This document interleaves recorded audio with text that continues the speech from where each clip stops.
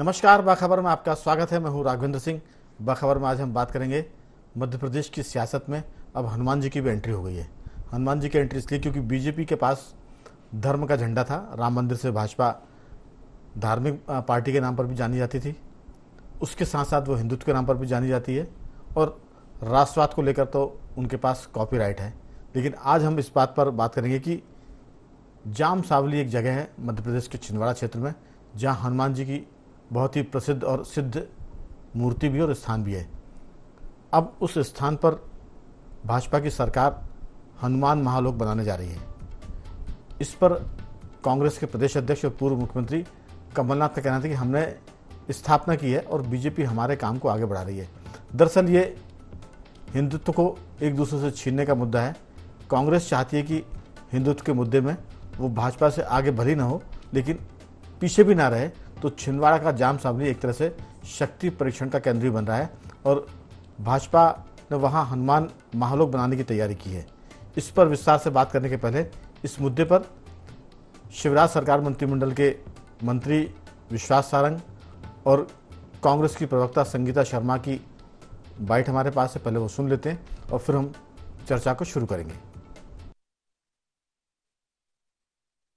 में हमने सुंदरकांड का पाठ रखा है और सुंदरकांड का पाठ रखने के पीछे का कारण यही है कि मध्य प्रदेश के मुख्यमंत्री शिवराज सिंह चौहान जी पिछले 18 सालों से झूठ बोल रहे हैं और आज उन्होंने सबसे बड़ा झूठ बोला है और ये कहा है कि जो छिंदवाड़ा में सिमरिया के अंदर जो हनुमान जी की प्रतिमा है, उस प्रतिमा की स्थापना कमलनाथ जी ने नहीं की। इतना बड़ा झूठ बोला है और प्रदेश के बच्चा बच्चा जानता है कि शिवराज मामा झूठ बोलते हैं और उसी झूठ को लेकर हम लोगों ने ये किया है कि शिवराज सिंह चौहान जी को सद्बुद्धि मिले और उन्हें ये बताया जाए कि हनुमान जी ने ही माननीय कमलनाथ जी को माध्यम बनाया था और इतनी ऊंची प्रतिमा स्थापित करने का उन्हें सौभाग्य प्राप्त हुआ है।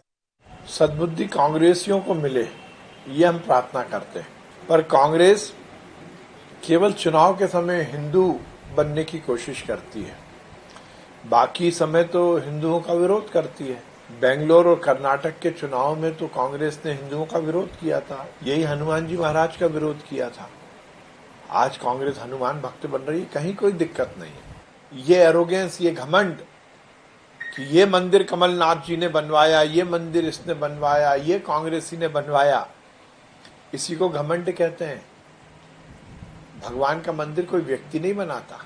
ये सब काम करने वाली कांग्रेस कितने भी पाठ कर ले, कितने भी अनुष्ठान कर ले, उनका कुछ होने वाला नहीं है।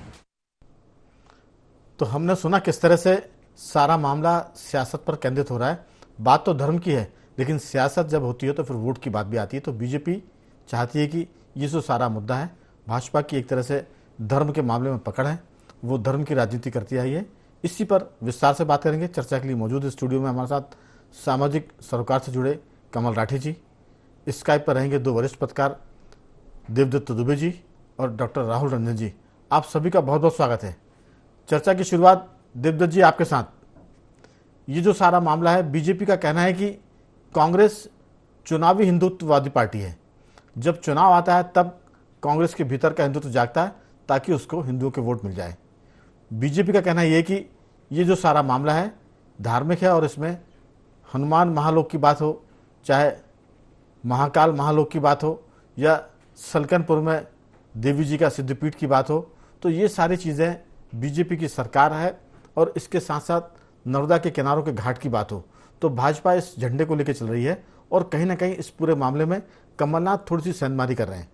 वो कहते भी हैं कि भारत तो हिंदू राष्ट्र है, क्योंकि इसमें कहने की क्या ज़रूरत है, जहाँ हिंदू ज़्यादा है वो हिंदू राष्ट्र है। बाद में थोड़ा सा उन्होंने इसको सुधारा, लेकिन बीजेपी से बहुत सारे मुद्दे वो पिछले दरवाजे से थोड़ा संकोच के साथ छीनने की कोशिश कर रहे हैं। उसमें धर्म का मुद्दा भी है और हनुमान महालोक जो है इसका केंद्र बन गया है।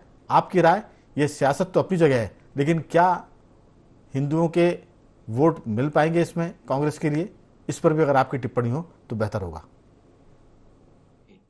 राघवेंद्र जी, हिंदुओं के वोट पहले भी कांग्रेस को मिलते रहे जब ये सब मुद्दे नहीं थे। मुझे लगता है कि इन मुद्दों से कोई विशेष फर्क नहीं पड़ता है। मुद्दा असल यह है कि सबका बैकग्राउंड देखा जाता है कि आप पिछले क्या है। तो कमलनाथ तो बहुत 15 साल पहले हनुमान जी का मंदिर बनवा चुके। लेकिन कांग्रेस में ही कई विचारधारा है, चाहे जयराम रमेश हो या दिग्विजय सिंह जिस तरह के बयान दे देते, उसके कारण एक ठप्पा लग जाता। कपिल सिब्बल ने जो कोर्ट में कई ऐसे बहुत सारे उदाहरण हैं, उनके कारण ही कांग्रेस में ठप्पा लग गया कि ये तो सेकुलर है और हिंदुत्व के। और भाजपा एक बहुत बड़े वर्ग को किसी ना किसी बहाने से अपनी ओर, वो जैसे उत्तर प्रदेश में 80-20 का नारा दिया, और हर जगह वो कभी भी मौका नहीं छोड़ती कि वो हिंदुत्ववादी दिखे।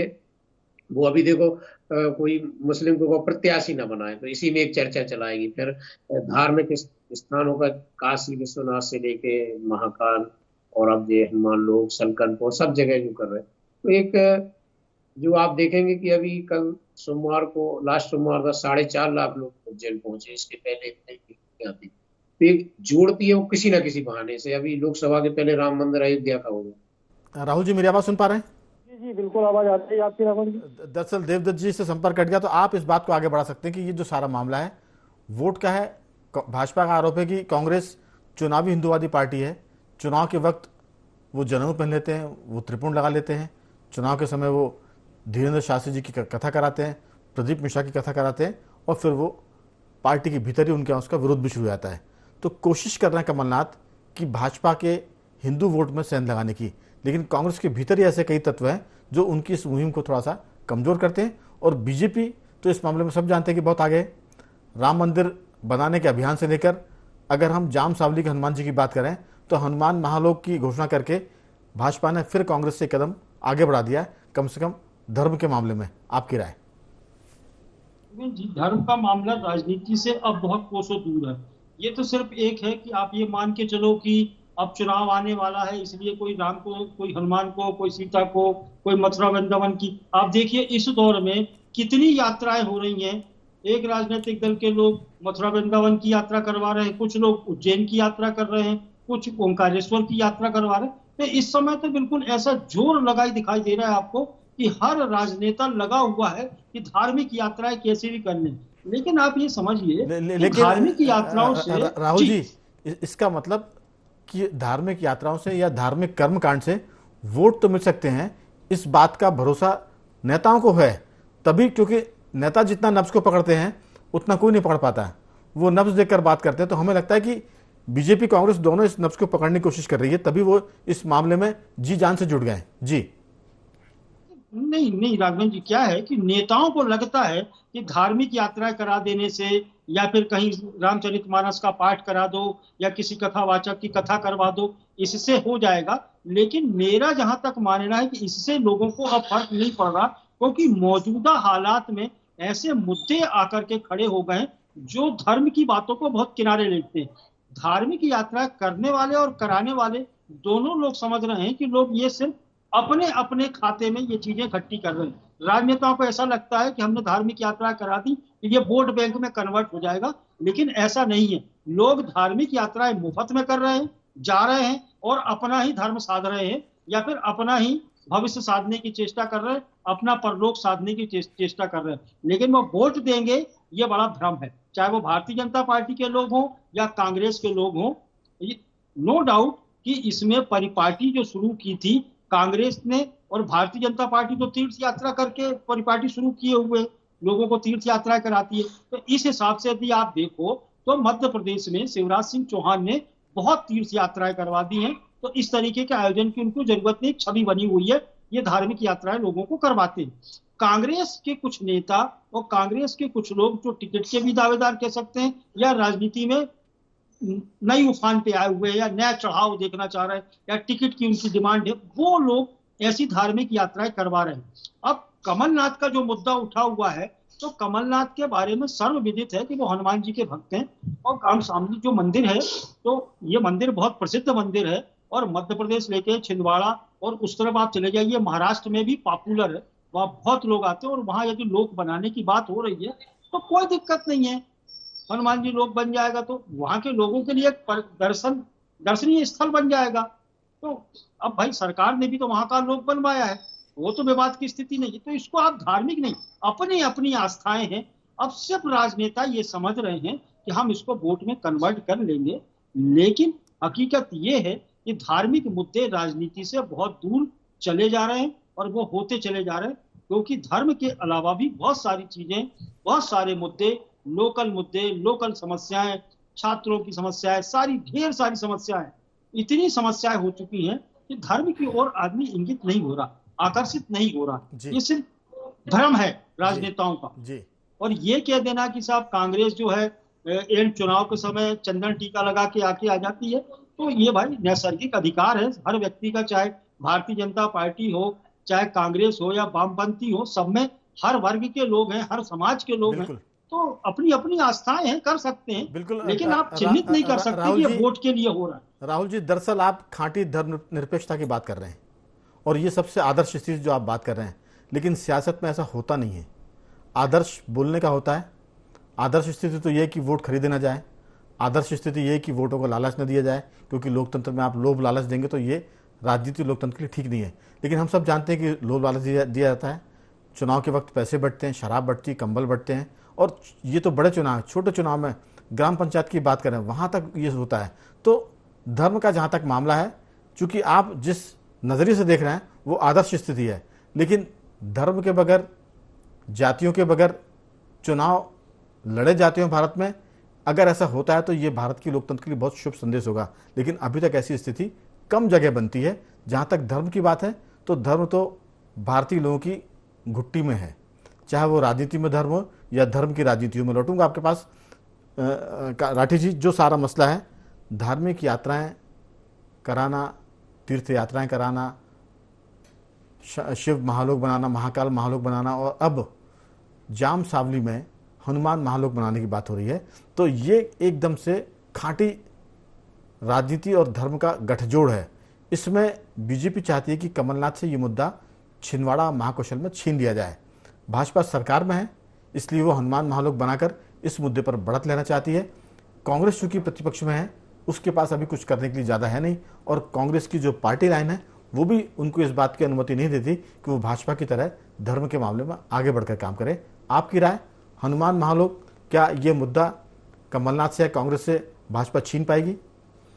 देखिए, ऐसा है कि राजनीति के चुनाव के वक्त जो है वो कायदे से बात होना चाहिए। जो आपने आदर्श स्थिति कहा, स्वास्थ्य पे, शिक्षा पे, बेरोजगारी पे, किसान कर्ज माफी पे, शिक्षा के लिए बच्चों ने जो कर्ज लिया उस माफी पे, तो उस पे बात ना हो के उस चीज़ों पे, चूंकि सरकारें कमज़ोर हैं, चाहे यहाँ भाजपा को कहें या दूसरे स्टेट में कांग्रेस को कहें, जहाँ जो सरकार है वो कमज़ोर है, तो एक नब्ज जो पकड़ी गई है कि धार्मिक आस्था के नाम से हम काफ़ी चीज़ें इसको हम मिटिगेट कर लेते हैं। तो धार्मिक आस्था में जब आदमी जाता है तो इन चीज़ों को भूल जाता है। मैं आप अगर बोलते तो एक चीज़ जोड़ूँ उसमें, जो सवाल हम लोग उठा रहे हैं दरअसल ये शाश्वत सवाल हैं। महंगाई, बच्चों की पढ़ाई, स्वास्थ्य सेवा, अधोसंरचना, इंफ्रास्ट्रक्चर की हम बात करें, ये अनादिकाल से चले आ रहे हैं। आज़ादी के बाद भी, उसके पहले भी थे, अभी भी हैं और आगे भी रहेंगे। तो हमें लगता है कि हर पार्टी को आसान मुद्दा ये है कि वो इन सब के साथ बात करे ना करे, लेकिन भावनाओं को आगे बढ़ाकर वोट हासिल कर ले। नहीं, मैं वही कह रहा हूँ सर, इनमें किया भी नहीं है बहुत कुछ। तो धार्मिक एक आसान काम है जिसपे लाने पे ये सारे मुद्दे गौण हो जा रहे हैं। तो इन मुद्दों पे जब हम चल रहे हैं तो एक अभी राजनीतिक, चूंकि चुनाव सिर पे है तो पूरा बुखार सा चढ़ा हुआ है और हर दल उसको लेना चाहता है। भाजपा पहले से साबित कर चुकी कि इसके आधार पे भाजपा को फायदा हुआ है, तो कांग्रेस भी उस मुद्दे पे कहीं ना कहीं एक्टिव होना चाहती। हर आदमी का व्यक्तिगत आस्था हो सकती है, लेकिन इस वक्त आस्था का प्रदर्शन कौन कितना ज्यादा कर रहा है, कितनी आस्था है, वो प्रश्न नहीं है। अब हम कितना उसको ज्यादा प्रदर्शित कर पाएंगे वो हमारे लिए कितना वोट में तब्दील कर पाएगी। इसी पे मेरे ख्याल से हर राजनीतिक दल हिंदुस्तान भर का लगा हुआ है और सारे प्रदेश वाले तीर्थ यात्राएं करा रहे हैं। कोई ऐसा नहीं है कि कोई भाजपा अकेली करा रही है इस वक्त। पिछले 5-10 साल का आप ट्रेंड देखेंगे तो हर सरकार जो भी सत्ता में रह रही है वो ये काम कर रही है। मतलब इसका कहीं ना कहीं वोट में फर्क हो रहा है। बिल्कुल, ये बिना उसके क्यों होगा, नहीं तो करते ये लोग। बिल्कुल राहुल जी, इसका वोट पे फर्क तो पड़ता है तभी, वरना राजनीति में जो लोग काम करते हैं बिना मतलब के वो जरा सा भी काम नहीं करते जब तक कि उनको फायदा ना हो। मैं लौटूंगा आपके पास, देवदत्त जी से हमारा संपर्क हो गया। देवदत्त जी, आपकी बात बीच में अधूरी हो गई थी, रह गई थी, लेकिन जहां तक धर्म की बात है, बीजेपी ने इस मुद्दे को राम मंदिर के जरिए पकड़ा जब राम रथ यात्रा निकली, और उसका एक और मुद्दा है हिंदुत्ववाद या राष्ट्रवाद। ये 2-3 मुद्दे ऐसे हैं जिस पर बीजेपी अपने सारे प्रतिनिधि दलों को पीछे छोड़ देती है, चाहे यूनिफॉर्म सिविल कोड की बात हो, धारा 370 हटाने की बात है उसने हटा दी है। इसके साथ साथ वो जो बातें और कर रही है, इस मामले में बीजेपी अपने दलों के, अपने जो विरोधी दल है उनसे बढ़त बनाए हुए, और धर्म के मामले तो हमें लगता है कि उसका कॉपीराइट, जैसे मैंने चर्चा की शुरुआत में कहा था, और वो नहीं चाहती कि इसमें किसी और दल का दखल हो। कांग्रेस करती तो है लेकिन आधे अधूरे मन से करती है। एक लीडर इस बात को आगे बढ़ाता है तो 4 लीडर उसको पीछे करते हैं ताकि जो अल्पसंख्यक वोट है वो उनके हाथ से न खिसक जाए। तो वो दुविधा में है। बीजेपी की, भाजपा के भीतर कोई दुविधा नहीं है, वो क्लियर कट है इस मामले में कि हमको इस पर बात करनी है और हमको इस पर काम करना है, और इस पर वो काम करते हैं। आपकी राय? बिल्कुल राघवन जी, जिसको जिस बात में सफलता मिलती है फिर उसी लाइन को वो आगे बढ़ाती है। भाजपा के 2 सांसद हुआ करते थे और आज शून्य से शिखर 303 सांसद जीत रहे हैं। तो राम रथ यात्रा से लेकर जितने मुद्दे इशू है वो उठाते जा रहा है और उस पर उनका समर्थन बढ़ता जा रहा है। और बात वही करते हैं, सबका साथ सबका विकास, लेकिन एक जो पैटर्न रहता है या एक जो पहचान बन जाती, जय श्री राम एक तरह से उनका वो पहचान बन गई, तो जो सफलता मिलती जाती है वो लोग उसी पे रास्ते बढ़ते। भाजपा इसी मुद्दे को लेकर ही शून्य से शिखर पे पहुंची है, तो वो उसी लाइन को आगे बढ़ाना चाहिए। तो जब जब कोई इसमें हस्तक्षेप करेगा या कुछ वोट कबाड़ने की कोशिश करेगा तो उसको वो फिर कहेगी कि नहीं आप ऐसे नहीं ऐसे थे, आप चुनाव के लिए हिंदू हैं। जबकि आप और हम जानते हैं कि व्यवहारिक जीवन में तो जब 2 हिंदू आपस में चुनाव लड़ेंगे, भाजपा की टिकट पे कांग्रेस की टिकट पे, तो हिंदू वैसे ही बढ़ जाना है। कुछ हिंदू जो इसके समर्थन में है भाजपा के विचारों से, उनकी नीतियों से, उस पे आ जाते। ये बड़ा राजनीति ही ये सब करा सकती है। आपने बीच में कहा था पढ़ा और सुना है कि भजन और भोजन तो एकांत का विषय है, लेकिन आज ये प्रदर्शन का विषय हो गया। मेरी आवाज सुन रहे हैं? कोई भी जी, आपने पिछले दौर की बातचीत में कहा था कि बीजेपी 80% हिंदू की भी चिंता करती है, जैसे कांग्रेस 20% अल्पसंख्यक वर्ग की चिंता करती है। तो सीधा सा गणित है कि 80% जो है पार्टी उस 80% का समर्थन हासिल करेगी तो वो बढ़त बना रह सकती है। जब कांग्रेस 20% का समर्थन हासिल कर 50 साल सरकार में रह सकती है तो भाजपा 80% का समर्थन क्यों छोड़ना चाहेगी? तो अब हमें लगता है कि कांग्रेस भाजपा के उस 80% वोट बैंक में कहीं ना कहीं सेंध मारी कोशिश कर रही है। और ये जो हनुमान मंदिर की बात है, हनुमान जी की मूर्ति स्थापना करने की बात है, ये उसी का एक हिस्सा लगता है। मैंने चर्चा की शुरुआत में कहा था कि धीरेन्द्र शास्त्री जी की कथा, प्रदीप मिश्रा जी की कथा, हनुमान जी की मूर्ति, ये सब उसी के एक तरह से रास्ते हैं, उसी के जरिए वोट पकड़ने के। जी बिल्कुल। और कोई यदि कांग्रेस का नेता करता तो ज्यादा दिक्कत होती। थोड़ा सा कमलनाथ ने अपने आप को, जैसे हनुमान जी की मूर्ति स्थापना की, उससे जोड़े रहे वो, और सरकार में आने के बाद भी कई सुंदरकांड का पाठ, कई गौशाला बनवाने का, तो थोड़ा सा एक कांग्रेस में चेहरा है जो कमलनाथ ही है जो कुछ सेंध लगा सकते हैं। बाकी यदि अभी और नेता बात करेंगे तो फिर उसको बात बनेगी नहीं, फिर एकदम से वो चुनावी हो जाएगी। तो एक इमेज आदमी की बन जाती है। थोड़ा सा कमलनाथ विकास की भी इमेज बनाए हुए छिंदवाड़ा, लेकिन भाजपा इतने आसानी से अपने वोटों में सेंधमारी नहीं करने देगी। वो उसको अटैक कर रही लगातार, छिंदवाड़ा पर फोकस किए हुए है। बिल्कुल। और उनके हर कदम को वो बताएगी कि चुनावी। जी राहुल जी, राजनीति के हिसाब से बीजेपी 80% हिंदू की पॉलिटिक्स पर फोकस करती है और कांग्रेस अल्पसंख्यक 20% पर फोकस करती है। तो सीधा गणित है कि 80% ज़्यादा है कि 20% ज़्यादा है। तो बीजेपी उस 80% वोट को नहीं छोड़ना चाहती, कांग्रेस उस 80% वोट में थोड़ी सी सेंध लगाना चाहती है। यही राजनीति का हिस्सा जो धर्म की बात हो रही है। वरना किसी की धर्म के प्रति आस्था होगी नहीं होगी ये उसका निजी विषय हो सकता है, लेकिन राजनीति में तो कई बार धर्म की बात इसलिए करते हैं कि उनको वोट मिल जाए। अब मामला 20 और 80 में बढ़ गया है। अगर आपको सरकार में आना है तो 80% जो लोग हैं उनके हितों की चिंता करनी पड़ेगी। उनके हितों को आप भले ही ज़्यादा लाभ ना पहुंचाए, लेकिन उनके साथ अन्याय ना हो, इस बात का ध्यान जो पार्टी रखेगी वो एक तरह से सत्ता के नजदीक पहुंच सकती है, ऐसा लगता है। आपकी राय?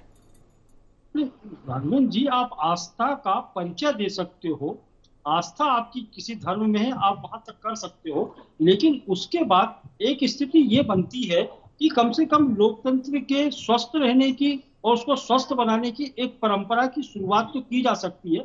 कांग्रेस माना जाता है कि कोई कार्ड नहीं है, न हिंदुत्व का है न धर्म। ये आपको समय पे मिलेगा कि जब चुनाव आते हैं तब ऐसे कुछ ढोंग ढतूरे इन लोगों के शुरू हो जाते हैं। लेकिन वहां मेरा जहां तक कहना है कि कांग्रेस अपनी पटरी से उतर करके यदि धार्मिकता की ओर बढ़ने की चेष्टा करेगी तो मुझे ऐसा नहीं लगता है कि ये बहुत सफलता की ओर जाएगी। हो सकता है कि प्रदीप मिश्रा जी की, बागेश्वर धाम के कथावाचकों की और ऐसे जैसे लोग कथावाचक हैं, इनको बुला करके और इनकी आस्थाओं से प्रभावित होने वाले कुछ लोगों को ये वोट बैंक में कन्वर्ट कर सकते हैं, क्योंकि ये लोग मंचों से भी घोषणा करने लगे हैं कि किस पार्टी को वोट देना है। तो ये अपना मैनेजमेंट और अपना कारोबार चला रहे हैं। लेकिन इससे मैं ये समझता हूँ राहुल जी, दरअसल ये इसी का तो काट है। जब मस्जिदों से ये फरमान जारी हो जाते हैं तो मंदिर से भी लोग बात कर रहे हैं। मैं इसी पर आना चाहता कि कांग्रेस ने वक्फ बोर्ड के कानून बनाए, वर्शिप एक्ट लेकर आई, तो 20% के लिए किया था ना। तो बीजेपी ने कहा कि जब कांग्रेस 20% के लिए कर रही है तो हम 80% के लिए करेंगे। तो बिल्कुल सिंपल गणित है कि अगर आप 80% के लिए करेंगे तो वोट आपके पास ज़्यादा आएंगे और 20% के लिए करेंगे तो वोट कम होंगे। कांग्रेस ने 20% की पॉलिटिक्स करके 50 साल हुकूमत की, बीजेपी ने 80% की राजनीति करके देश में 303 और 301 सीटें ले गई, जबकि उसकी किसी जमाने में सिर्फ 2 सीटें हुआ करती थी।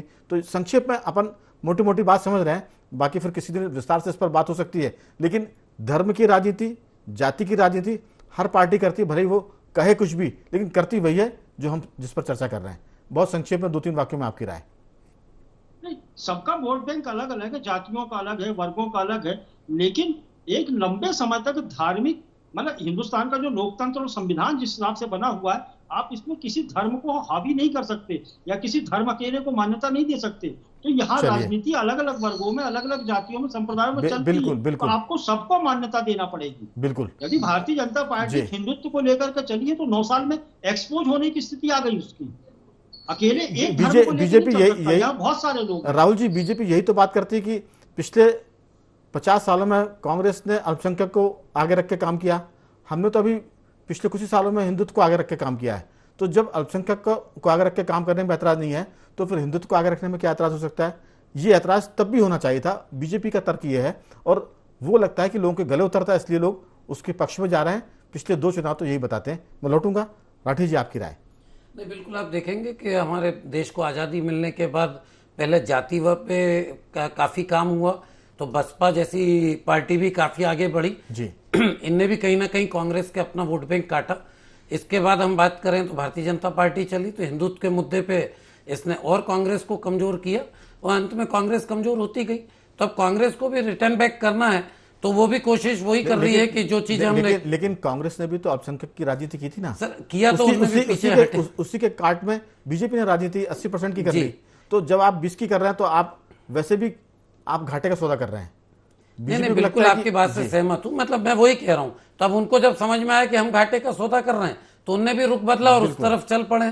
तो हर आदमी राजनीतिक फायदे के लिए काम हो रहा है।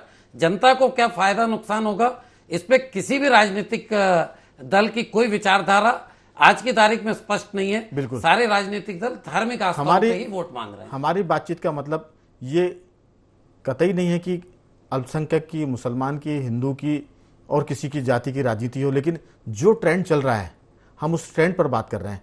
कांग्रेस का क्या ट्रेंड था, बीजेपी किस ट्रेंड पर है, और उसके जरिए उनको लगता है कि लाभ मिलता है। तो कांग्रेस भी अब उसी भाजपा के उस मुद्दों को पकड़ना चाहती है जिन मुद्दों को पकड़कर बीजेपी ने यहां तक सफलता हासिल की। तो ये लगता है कि कुल मिलाकर वोट की पॉलिटिक्स है। 5 साल बाद फिर लोग धर्म की राजनीति करेंगे और चुनाव जीतने के बाद असल में लोग इसको थोड़ा सा भूल जाते हैं। बीजेपी इस मुद्दे को पकड़े रहती है, तो वो कोशिश करती है कि उसे इन तमाम चीज़ों पर वोट मिलते रहें। मैं तीनों मेहमानों का धन्यवाद करूंगा। राहुल जी आपका साधुवाद, देवदत्त जी आपका बहुत बहुत धन्यवाद, राठी जी आपका बहुत बहुत धन्यवाद कि आपने चर्चा में हिस्सा लिया। तो धर्म पर घमासान मध्य प्रदेश में शुरू हो गई है, और जाम सावली की बात करें तो वहाँ अपने अपने हनुमान है। बीजेपी वह हनुमान महालोक की तैयारी कर रही है और कांग्रेस कर रही है, तो हमारा काम है जिसको भाजपा आगे बढ़ा रही है। तो बने रहिए हमारे साथ और देखते रहिए IND24।